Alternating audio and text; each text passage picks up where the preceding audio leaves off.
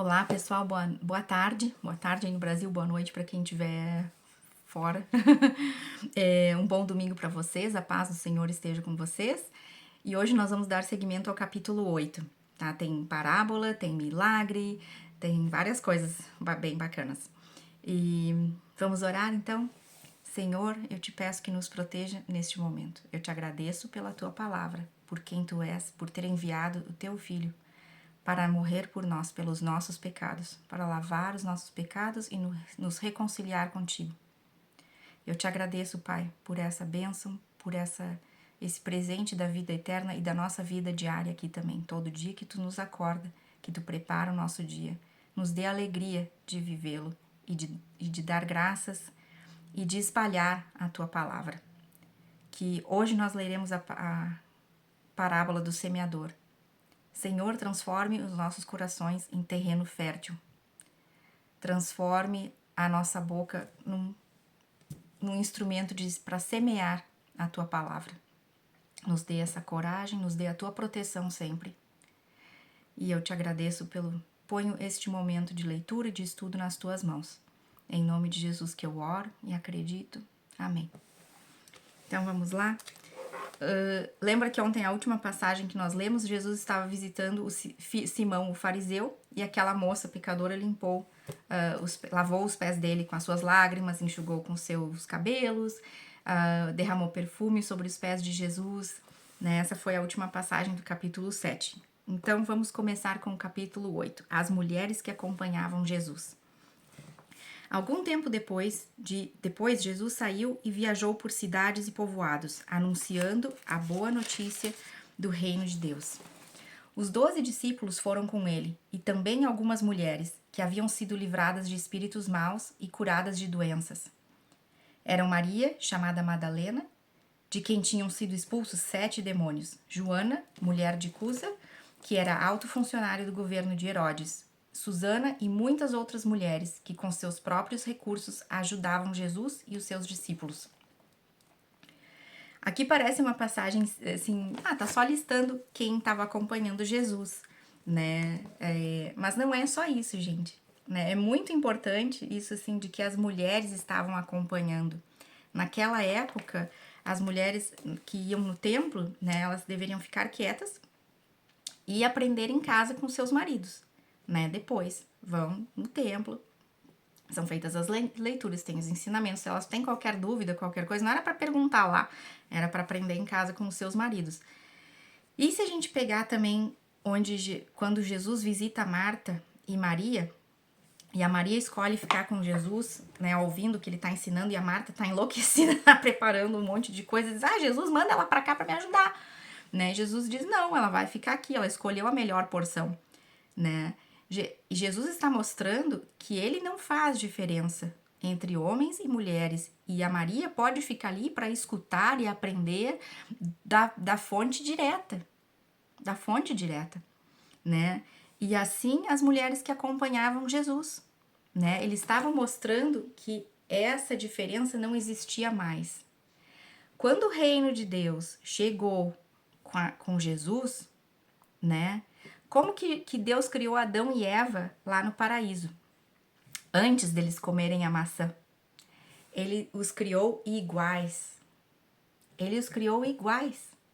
Quando fica isso, quando vem que Deus vai dizer assim, seu marido vai lhe dominar, ou assim, é quando Deus está amaldiçoando eles, está castigando eles depois da desobediência. Não foi assim que ele os criou. Deus criou o casamento perfeito, não um casamento em desequilíbrio de autoridade, de superioridade. Deus não criou isso. Foi depois da desobediência que ele deixou livre e a nossa natureza se transformou assim. E aqui, quando nós vemos isso, de que as mulheres estão seguindo Jesus, são parte do grupo de discípulos, estão aprendendo tantas cartas que Paulo se despede ou saluda casais em que a mulher é tão importante quanto evangelizando, ensinando, né, recebendo as pessoas com hospitalidade. Débora, uma das juízas, era mulher, né, obviamente, né, pelo seu nome, ela era juíza. e profeta, né? Então, Deus não fez essa diferença, né? Ele deixou que... É um castigo, veio depois. Quando ele criou Adão e Eva, né? Eles eram estavam em pé de igualdade. E Jesus nos mostra isso. Então, por isso a importância desse pedacinho que parece assim, é só a lista de quem está acompanhando Jesus. Não, gente, ele está mostrando a importância e como ele trata as mulheres, sem fazer diferença. E para aquela época isso era, né? A gente vai ver depois quando ele fala com a mulher samaritana no poço. E outra coisa legal aqui, que com os próprios recursos elas ajudavam os apóstolos e Jesus, né, e tudo. A questão da gratidão. Hoje em dia, dizimar não é uma obrigação, é uma coisa voluntária, é uma oferta que deve vir do seu coração, né? A nossa família, entre eu e o Douglas, nós decidimos por pagar dízimo. Não porque é uma obrigatoriedade, mas pela nossa gratidão ao que nós temos hoje e pelo entendimento de que mesmo as pessoas que estão trabalhando na igreja, no caso, a única pessoa que recebe um salário na nossa igreja é o pastor, não tem como pagar mais ninguém, porque é uma igreja que não é grande e nós não temos nenhuma ajuda do governo alemão, tá? Uma igreja batista não recebe ajuda do governo alemão. Se você é católico, se você é luterano, você vai pagar um imposto sobre a sua religião, que é encaminhado a essas igrejas e vai ajudar no ministério deles, assim, para ajudar pessoas que têm necessidade, albergues, até escolas, programas de todo tipo de auxílio à família, pessoas dependentes de droga, né? Mas a nossa igreja não tem nada disso. Então a única pessoa que recebe um salário lá é o pastor, ele é americano, e eles têm uma vida muito simples, como a nossa, eles não têm nem carro, tá? Então, o nosso entendimento disso, assim, essas pessoas estão fazendo, por mais que existe a vocação, existe a vocação. E às vezes as pessoas fazem isso com o professor também, de achar assim, mas eles têm uma vocação, eles fazem por amor às crianças. Estas pessoas ainda têm que comer, têm que se vestir, precisam ter uma casa, também gostariam de tirar férias e ter um descanso, né? Se você aguenta os seus filhos em casa, que eles são uma bênção do Senhor, mas a gente sabe que quando começa muito barulho e tem um monte de coisa para fazer, a gente precisa de um descanso. Se isso acontece com a gente em um dia, às vezes em questão de 1, 2 horas ali já é o suficiente pra gente estar assim, amor, vem cá, agora toma conta porque vou dar com a cabeça na parede, assim, é muito barulho. Imagina eles que estão com 30, 40 crianças ao mesmo tempo. Vocês estão me entendendo? Então, isso do papo da vocação, de fazer um trabalho por amor, sim, eles fazem por amor, a dedicação deles é extrema. Do nosso pastor, ele não cuida só, qual é o sermão que eu vou fazer nesse domingo? Não, ele tem aconselhamento, tem acompanhamento das famílias, tem várias coisas, né? Então, assim, para nós entendemos, assim, de que esses recursos vão ser usados para atingir mais gente como atingiu a gente. Para ter pessoas que podem estar lá fazendo o trabalho de pastorear, a nossa alegria. Cada vez que vem um domingo, que vem gente nova na nossa igreja, a nossa alegria, o nosso agradecimento de Deus está respondendo às nossas orações. Traga os trabalhadores também, né? Porque o campo a colheita está madura, mas os trabalhadores são poucos. Assim, nós sempre pedimos, Senhor, nos traga os trabalhadores. E Senhor, traga quem está te procurando, traga quem está precisando de cura, quem está com o coração amargurado, derrotado, sem esperança. Traga essas pessoas para cá e nos prepare para recebê-los.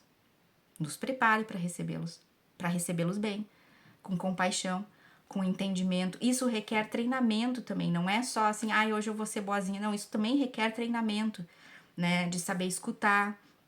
Essa pessoa precisa de uma ajuda mais profissional, onde pode ser encaminhada dependendo do tipo de problema, né? Isso requer treinamento também. Requer conhecimento da palavra para você, se você vai fazer alguma coisa, fazer de acordo com o que é bíblico. né? O que Jesus faria nesse momento, o que ele diria, né, nesse momento. Então, por isso nós dizimamos com muita alegria. E quando passa o pratinho ali, a gente também dá uma contribuição.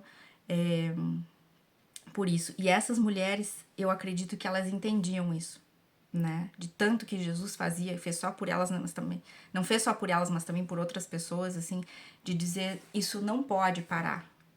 Eles também precisavam comer, se vestir, dormir, ter um acampamento, né? Então é muito bonito essa passagem, não é só uma listinha de quem estava acompanhando Jesus. Então vamos lá, a parábola do semeador. Aqui ela tá vindo em 2 pedaços. O semeador, a parábola do semeador, e depois Jesus explica a parábola do semeador, porque os discípulos vão perguntar. Eu vou ler tudo junto, tá? Não vou ler a divisão ali dessa parábola. Uma grande multidão, vinda de várias cidades, veio ver Jesus. Quando todos estavam reunidos, ele contou esta parábola. Certo homem saiu para semear, e quando estava espalhando as sementes, algumas caíram na beira do caminho, onde foram pisadas pelas pessoas e comidas pelos passarinhos. Outras sementes caíram num lugar onde havia muitas pedras, e quando começaram a brotar, as plantas secaram porque não havia umidade. Outra parte, caiu no meio de espinhos, que cresceram junto com as plantas e as sufocaram. Mas algumas sementes caíram em boa terra. As plantas cresceram e produziram 100 grãos para cada semente. E Jesus terminou dizendo: quem quiser ouvir, que ouça. Os discípulos de Jesus perguntaram o que ele queria dizer com essa parábola. Jesus respondeu: a vocês, Deus mostra os segredos do seu reino, mas aos outros tudo é ensinado por meio de parábolas, para que olhem e não enxerguem nada, e para que escutem e não entendam. O que essa parábola quer dizer é o seguinte: a semente é a mensagem de Deus. As sementes que caíram na beira do caminho são as pessoas que ouvem a mensagem. Porém, o diabo chega e tira a mensagem do coração delas, para que não creiam e não sejam salvas. As sementes que caíram onde havia muitas pedras são as pessoas que ouvem a mensagem e a recebem com muita alegria, mas elas não têm raízes e por isso creem somente por algum tempo. E quando chega a tentação, abandonam tudo. As sementes que caíram no meio dos espinhos são as pessoas que ouvem a mensagem, porém as preocupações, as riquezas e os prazeres desta vida aumentam e sufocam essas pessoas. Por isso, os frutos que elas produzem nunca amadurecem. E as sementes que caíram em terra boa são aquelas pessoas que ouvem e guardam a mensagem no seu coração bom e obediente. E porque são fiéis, produzem frutos. Os frutos do Espírito, né? E os frutos de multiplicar a mensagem, né? Multiplicar a mensagem sem se preocupar se essa pessoa vai se converter, essa pessoa não vai se converter. Multiplicar a mensagem. O Espírito Santo vai fazer o trabalho depois, no tempo que Deus determinou para aquela pessoa, né? Aqui só um detalhe, assim, essa semeadura, né, para nós assim parece, cai ali, cai aqui, parece como se fosse um desperdício, mas era o método de semear naquela época, de caminhar pelo campo e ir atirando, assim, né, não era como hoje em dia que tem semeadeira, colheitadeira, semeadeira, não sei, gente, tá? Desculpa.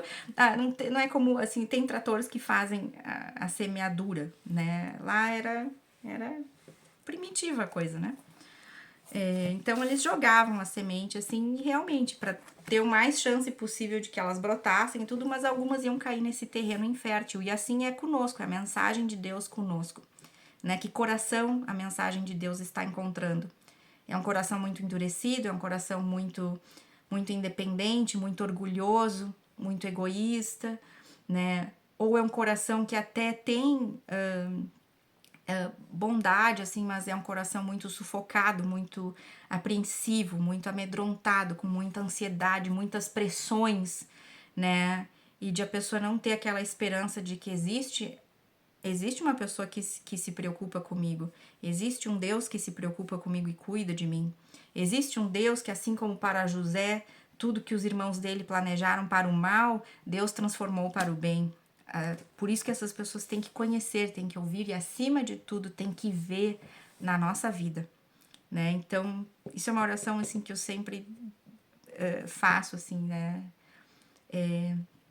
Pedir para um coração fértil, que o meu coração continue dando frutos, assim, e amadurecendo a palavra de Deus, né? Criando raízes profundas, né? Que a semente da palavra de Deus crie raízes muito profundas no meu coração e se transforme em galhos, uma videira saudável na minha vida, né? E na vida dos que me cercam. E também sempre sabedoria. E essa oração por sabedoria é uma que eu tenho confiança, assim, e fé que Deus responde sempre com sim. Perdão. Então vamos lá. A luz. No versículo 16 ao 18. Jesus continuou: ninguém acende uma lamparina e depois a coloca debaixo de um cesto ou de uma cama. Pelo contrário, a lamparina é colocada no lugar próprio para que todos os que entram vejam a luz. Pois tudo que está escondido será descoberto, e tudo que está em segredo será conhecido e revelado. Portanto, tomem cuidado e vejam como vocês ouvem. Porque quem tem receberá mais, mas quem não tem, até o que pensa que tem será tirado dele. Né? Então, vamos voltar um pouquinho para a parábola do semeador ali. Aquilo que nós recebemos, será que vai vingar? Né? Então, assim, aquele pouco que a gente recebeu, nós vamos permitir, nós vamos nos entregar, né? A entrega, o arrependimento, tudo isso permite, é quase como se você fosse pensar em adubo. O arrependimento e a entrega, quando a gente se entrega para o inimigo, como se render, né? O arrependimento e a nossa rendição é como se fosse adubo no nosso coração. É o que permite, é o que nos dá humildade, o reconhecimento, assim, da soberania de Deus e do amor dele pela sua criação por nós, né?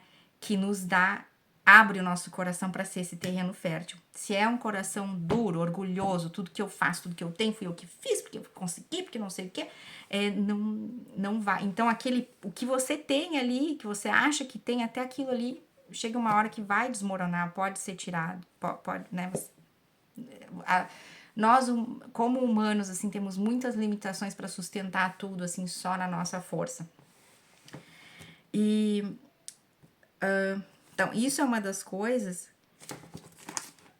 E o que eu queria dizer aqui para voltar para a parábola do semeador. Sim, né? Tudo que está descoberto será revelado e tudo. Quando Jesus diz, né, que no versículo 10, a vocês Deus mostra os segredos do seu reino, mas aos outros tudo é ensinado por meio de parábolas, para que olhem e não enxerguem nada, e para que escutem e não entendam.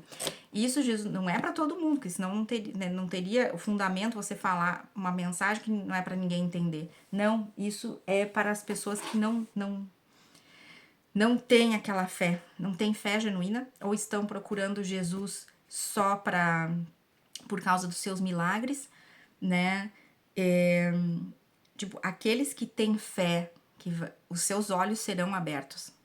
Eles vão entender. Aqueles que não estão interessados em se converter, alguém que só vem... Tem pessoas que vêm perguntar sobre a nossa fé e sobre Jesus e fazem perguntas genuínas, e tem pessoas que fazem perguntas de provocação, perguntas de zombaria.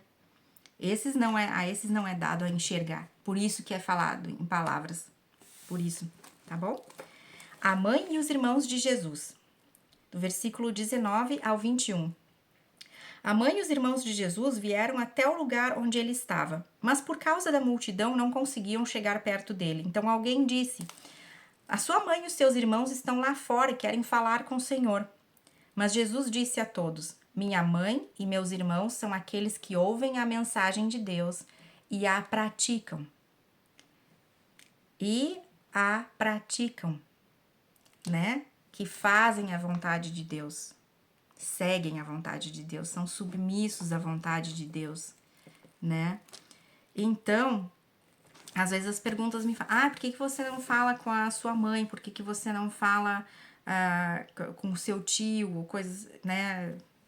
Assim, porque, primeiro, muita sacanagem, assim, e depois, né, lá, primeiro salmo do 1 ao 7, né, o que não quer dizer que não existe perdão, perdão existiu sim, né, eu oro muito por eles, pela salvação deles e que algum dia eles venham a crer, né, mas pelo salmo 1, do versículo 1 ao 7, o salmo 15, né, quando compara os frutos do Espírito e aquilo que é da carne.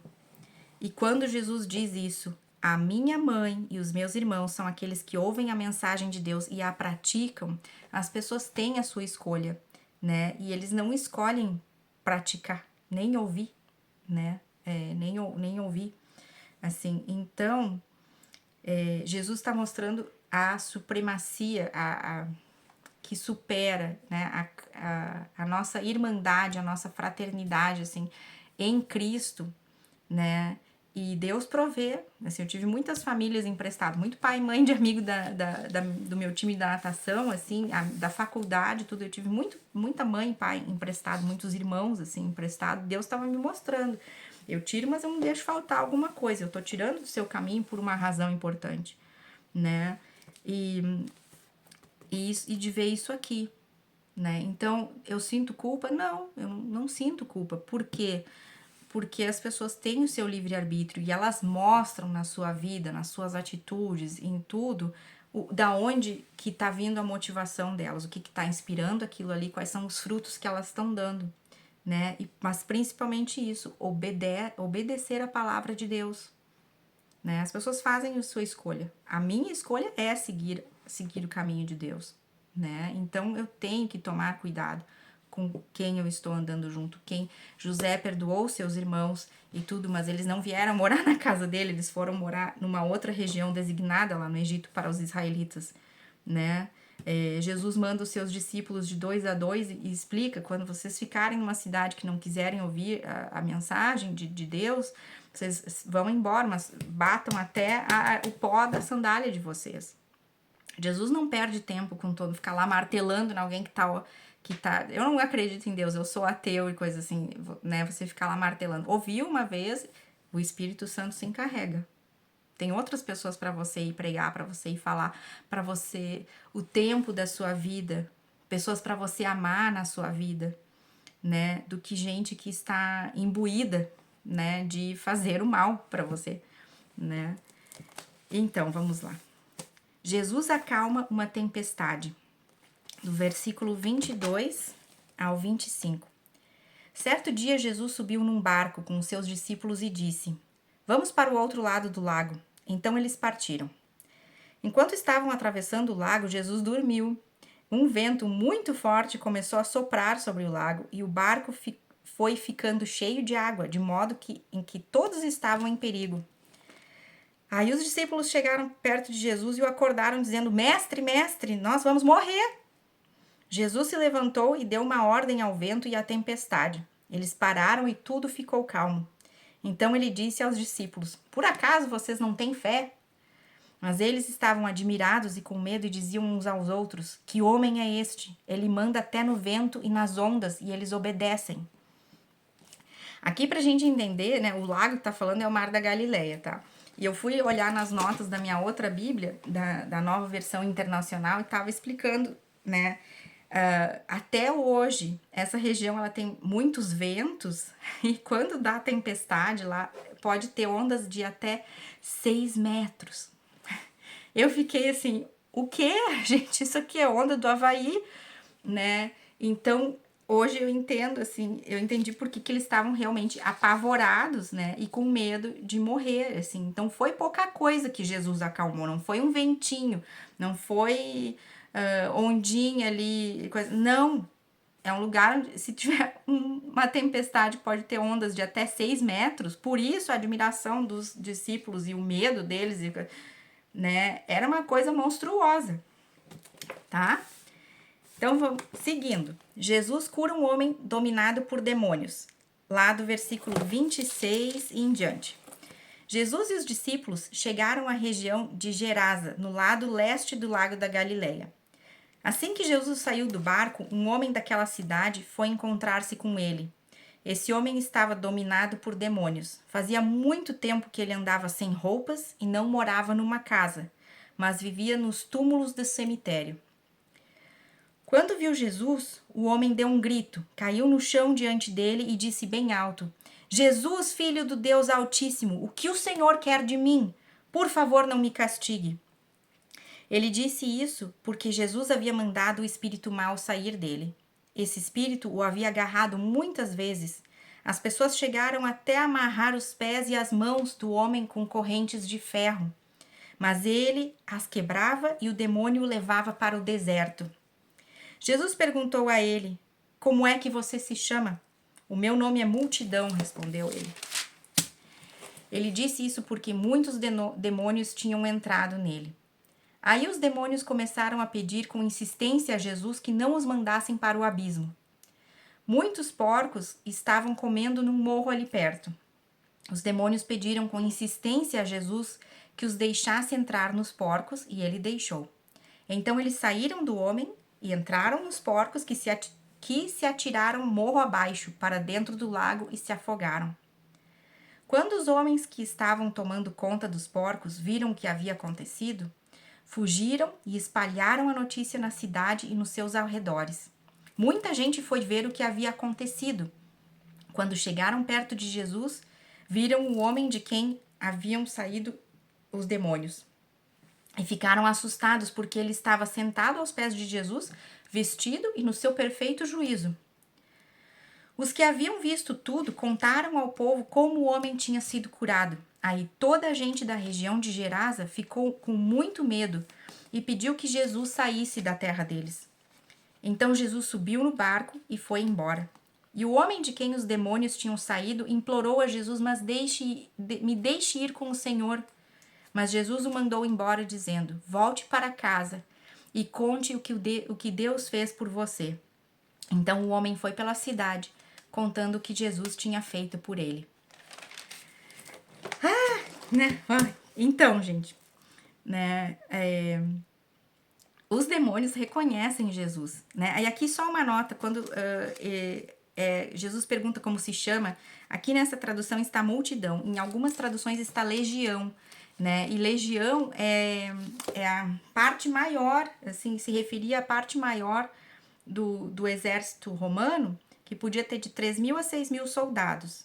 Então, este homem não estava tomado por um demônio, mas por vários, né?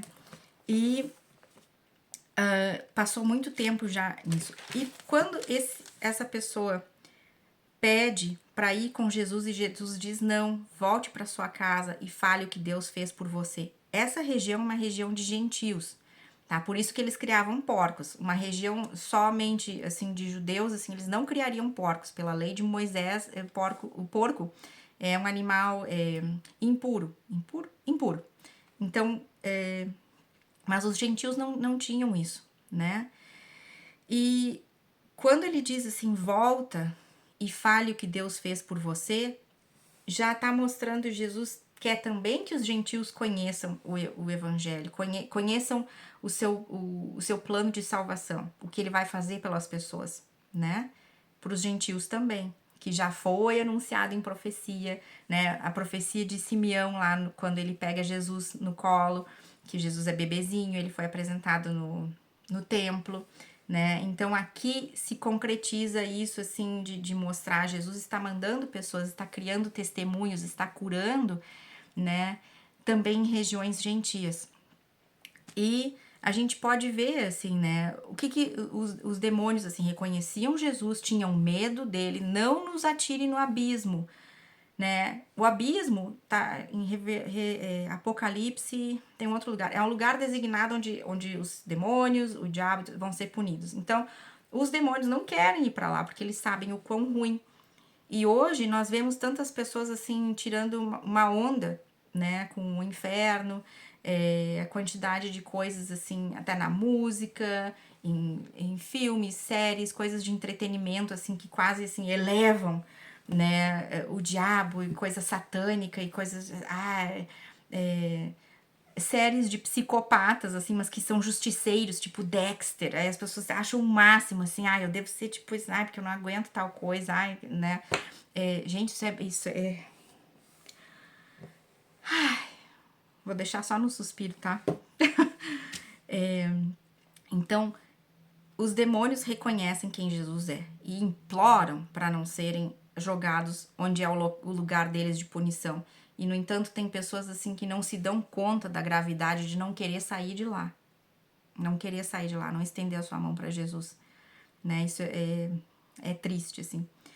E por isso temos compaixão, misericórdia, perdoar os nossos inimigos, assim, né? Lá do capítulo 6. E outra coisa, assim, dos demônios, né? Tudo que eles... é destruição. Eles davam uma força imensa para esse homem, que ele era capaz de quebrar as correntes que atavam ele e levavam ele para o deserto, né? Os porcos, eles afogaram. Vão cair no abismo, vão cair lá na água, vão afogar, porque porco não sabe nadar, né? E o homem, que talvez soubesse nadar, o que o homem precisa para viver? Água, né? E vamos levar para onde? Vamos levar para o deserto. Então é isso, assim, não sermos ingênuos, assim, que o mundo espiritual não existe ou não tem força, e a motivação, assim, do diabo. O inimigo vem para roubar, matar e destruir. Aqueles anjos que caíram do céu com ele são os seus demônios.